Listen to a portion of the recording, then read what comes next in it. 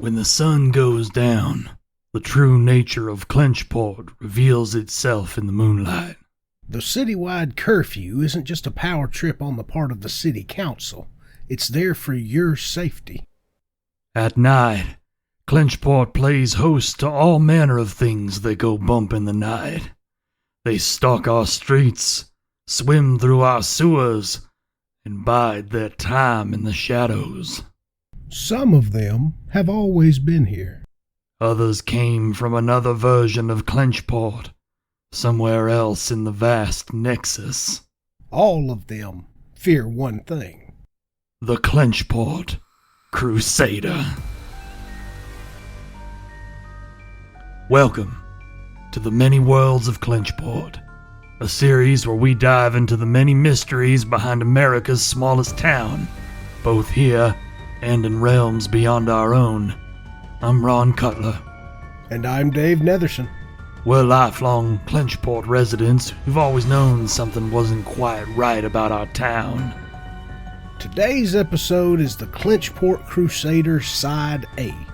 In this episode, we'll explore the legend behind Clenchport's most famous and endearing vigilante who has, allegedly, protected our town from countless horrors over the course of the last century. Does the Crusader actually exist? If so, how have they survived this long? Is it one person, or perhaps a mantle, passed on from generation to generation?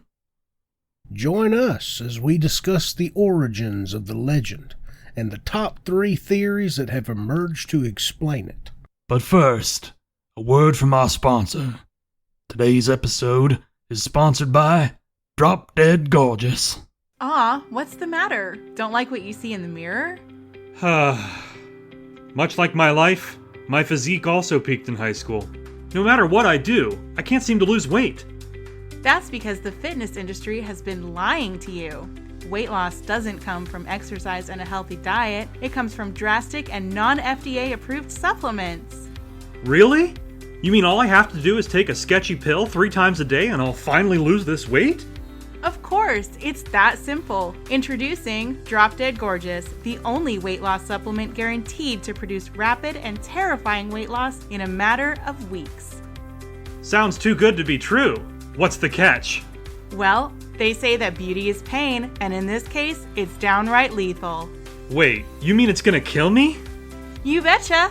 Just about every ingredient in Drop Dead Gorgeous's proprietary blend is classified as a poisonous substance. I don't know if that trade-off is worth it. Would 300,000 sales and 45 pending lawsuits lie? Well, when you put it that way, I guess not. That's it then. I'm gonna go head to the store and pick up a bottle of Drop Dead Gorgeous. Oops, you won't find it at any retailers. Drop Dead Gorgeous is available exclusively on the dark web. Oh, good. How convenient. Thanks, disembodied voice. You betcha! Drop Dead Gorgeous. It'll kill you, but at least you'll look great at your funeral. All right, folks, we're back. Did that ad read seem strange to you, Ron? Listen, Dave, in this competitive market, I don't question where the money comes from, and you shouldn't either. Yeah, but should we really be advertising that stuff? It sounds dangerous. Nonsense. My old buddy from high school started taking it a few weeks ago. And is he doing okay? I don't know. Now that you mention it, I haven't heard from him in a while. Well, anyway, let's get into the story of the Clenchport Crusader. This local legend goes back over a century, with local newspaper articles describing sightings of a masked vigilante stalking the town's streets at night. Some are convinced the Crusader is a force for good, a protector that keeps the people of Clenchport safe. Others are convinced that he's a figment of our collective imagination. And still others are terrified that the Crusader's antics could bring about the end of the world as we know it. But let's not get ahead of ourselves. Today, we'll be exploring the legend of the Crusader with help from Neil Larson's book, Chasing the Clenchport Crusader. It's a good read. I didn't know Clenchport had its own published author. Well, self-published. That still counts. And all the copies were made by hand. That's just pure dedication. It was only sold for a few weeks out of Neil's garage. How did you get our copies then? Funny enough, I got it from a garage sale the other weekend. 25 cents a copy. Well, there you go. Proof that you should never stop chasing your dreams. I'm sure Neil will publish a bestseller soon, and everyone will want a copy of his first book. Yeah, about that. Neil passed away about a month ago. I saw his obituary in the paper. I don't even know why I bother being optimistic anymore. In a vast and uncaring universe, someone's gotta be. Now, let's start with the oldest recorded story of the Clenchport Crusader. The legend began in 1903. The May edition of the Clenchport Gazette ran with a front-page headline reading, "Masked Hero Saves Local Family from Mysterious Fire," quote unquote. According to the article, a family on the edge of town said that they were saved after a strange entity broke into their home and started a fire. Hang on a sec. An entity? That's what the article supposedly said. On page 23 of Neil's book, it reads, Clenchport had become well known in the years since its founding for sightings of strange cryptids and other inexplicable phenomenon. The Clenchport Gazette sought to always preserve an unbiased approach to the story, so they chose to refer to the fire starter as an entity in lieu of a more concrete term.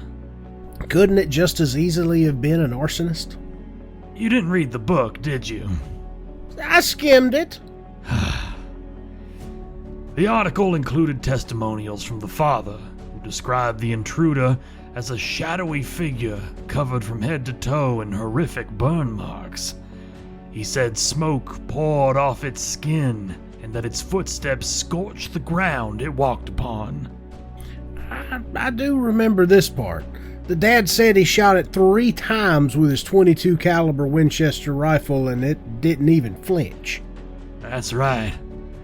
He said the entity wrapped its hands around his neck. Its touch was like hellfire. Yeah, and it let out an inhuman roar, and fire bellowed out from its mouth. The father managed to break free, but within seconds, his home was ablaze. He ran to the other side of the house and into his bedroom where his wife and child were sleeping. The family didn't have time to gather their possessions. They retreated to the entrance only to find the entity blocking the way. The father dropped to his knees and prayed that the Lord would spare him and his family. But it wasn't God who came to the rescue. Page 28 of Neil's book quotes the original article, saying, Another figure emerged from behind the entity. He wore a mask over his eyes, and he had a long black cape. The first known sighting of the Crusader.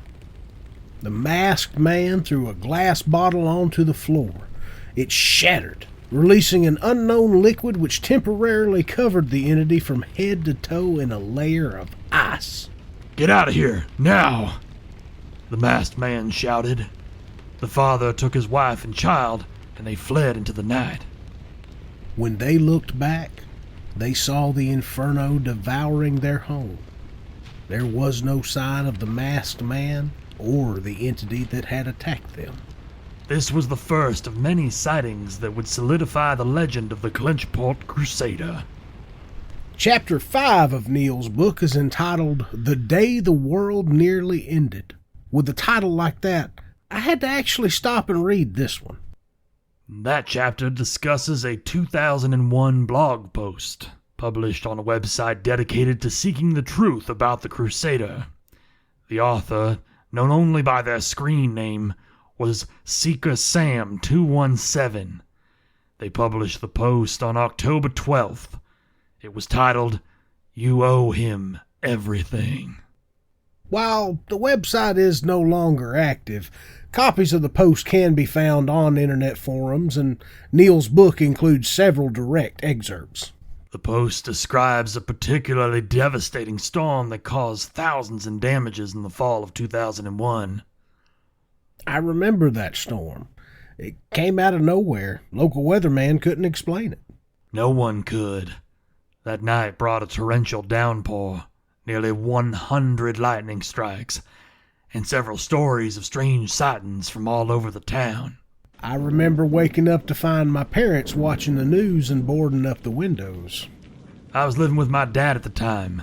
I remember him pulling out his shotgun and loading it up like something or someone was about to break into the house. Like we said, it wasn't an ordinary storm. The reports called it a freak electrical storm. Yeah, right. For simplicity, we'll just refer to the author as Sam from here on out. The blog post claims that Sam went out into the storm, determined to uncover the truth behind the chaos. The news had warned everyone to stay inside because of the high winds and potential debris flying around, but the author of the post described seeing far stranger things out in the rain. With every flash of lightning, they saw other figures standing watch all around them. The figures never approached or tried to interfere, but Sam said that their faces would haunt him until the day he dies. Were they scary looking or something? He said every flash of lightning was like looking into a funhouse mirror. They were all copies of him with distorted, swirling, twisted versions of his face. Sam was heading somewhere specific.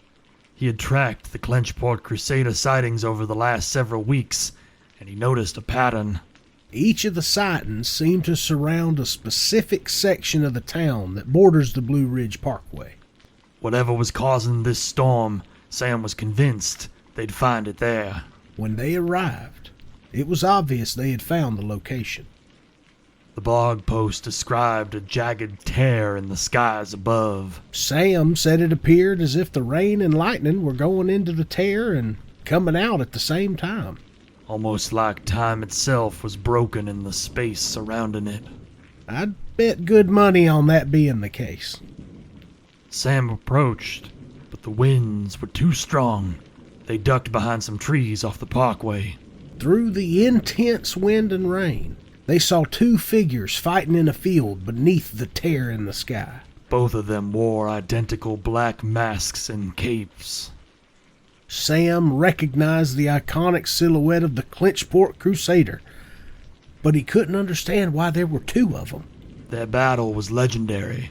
They moved at inhuman speeds, and every time they collided, a shockwave cut through the storm, nearly knocking Sam off their feet. As the fight escalated, Sam said the two Crusaders rose into the sky. Sounds like a scene from the third Matrix movie. You know, it certainly does. Sam watched as one of the Crusaders got the upper hand, wrapping his hand around the other copy's throat. He flew upward toward the tear in the sky and threw the imposter through it. At that moment, Sam said the rain and the wind stopped. Sam couldn't move, couldn't breathe, couldn't even blink. It only lasted a moment, but when time resumed, Sam said they heard a blast so loud that their ears rang for a week. A massive shockwave followed, knocking them backward into the trees. The last thing they remember is a sharp pain in the back of their head before everything went black. When they woke up a few hours later, everything was back to normal. The tear in the sky was gone, and the Clenchport Crusader was nowhere to be found. Huh. What a story. There are several others throughout the book, but for the sake of time, let's move on to the theories about the true nature of the Clenchport Crusader.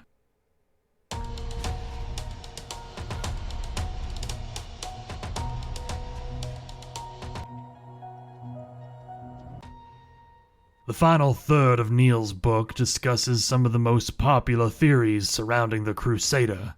We'll cover our three favorites. Theory number 1 says that the Clenchport Crusader is not a single person, but a mantle that's passed down from generation to generation. Now that would explain how he's been around for so long. Yeah, but it doesn't really explain how he can fly and apparently open portals to other dimensions. Assuming any of that is true. You don't believe the stories? I'm just saying, I've never seen the Crusader with my own eyes, so I don't know if he can do everything the stories say. How you can remain a skeptic after living in Clenchport so long is wild to me. I'm not saying it's fake. I'm just saying I need more proof. Sure, the guy sitting in an underground archive of recordings from parallel universes needs more proof. I gotcha. All right, point taken. What's our second theory? Well, the second theory says that the Clenchport Crusader is from an alternate version of Clenchport, and that he's immortal. This theory is based on the fact that all the sightings and stories over the years seem to describe the exact same person.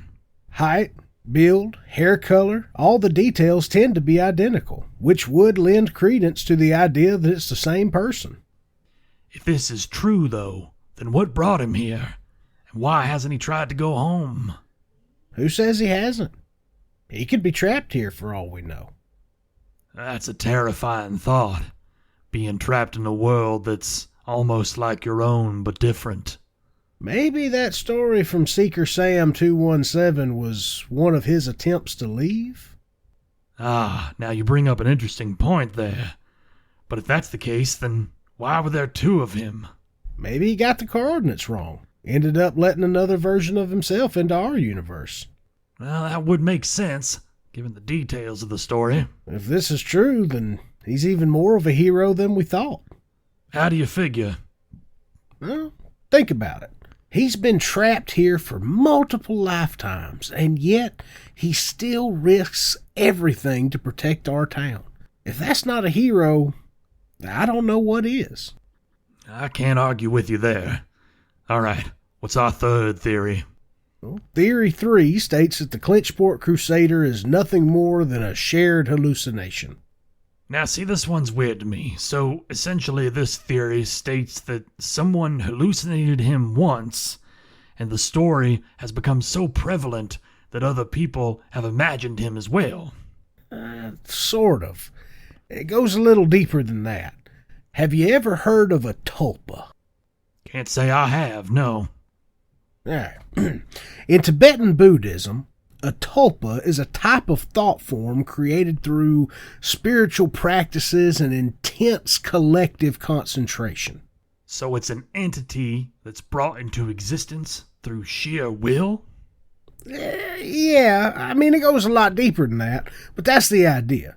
In this case, the theory states that so many people heard the original story of the Clenchport Crusader that they collectively willed him into existence.